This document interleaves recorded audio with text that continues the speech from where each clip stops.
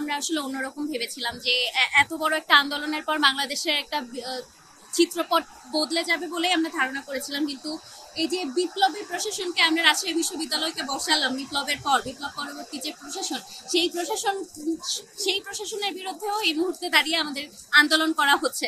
তাহলে বিপ্লবী প্রশাসন এনে আমাদের আসলে লাভটা কি হলো? বিপ্লবী প্রশাসনের বিরুদ্ধেও যদি বিপ্লব ঘটাতে হয় তাহলে আসলে আমাদের আলটিমেট গেইনটা কোথায়?